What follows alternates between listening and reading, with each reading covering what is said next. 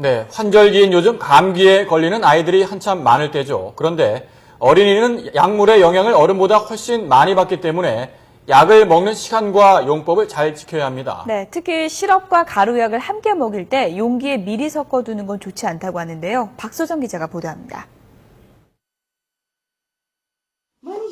이제 갓 돌이 지난 시윤이. 한창 감기에 걸려 2주나 앓았습니다.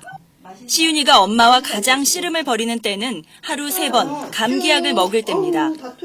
정해진 용량이 있는데 그만큼 먹이려면 애들은 막 뒤집어지고 울고 다 흘려버리고 토하고 이러다 보니까 아무래도 그걸 다 먹이기가 엄마 입장에서 쉽지 않고. 그래서 어린이 감기약은 시럽과 가루약을 함께 처방받는 경우가 많습니다.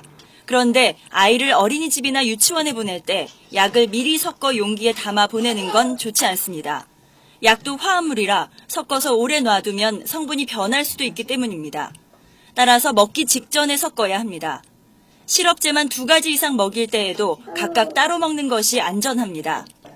용량대로 먹는 것이 중요하기 때문에 잔량이 남으면 물로 헹궈서 먹는 것이 좋습니다. 항생제는 처방받은 용법과 용량을 지켜서 먹고 증상이 나아졌다고 해서 임의로 판단해 양을 줄이거나 하면 안 됩니다. 남은 약을 뒀다가 비슷한 증상이 있을 때 다시 먹는 것도 금물입니다.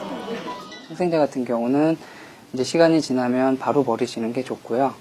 그리고 해열제나 다른 감기약의 경우에도 이제 한 달이 지난 것은 냉장 보관이 되었다 하더라도 사용하지 않는 것이 좋을 것 같습니다. 감기약을 먹인 시간과 용량을 기록해두면 지나치게 먹는 위험을 피할 수 있습니다. 아이가 약을 먹자마자 바로 토했다면 다시 먹이는 것이 좋습니다. 하지만 약을 먹인 지 20-30분이 지났다면 처방받은 병원에 문의해서 먹일지 말지를 결정해야 합니다. YTN 박소정입니다.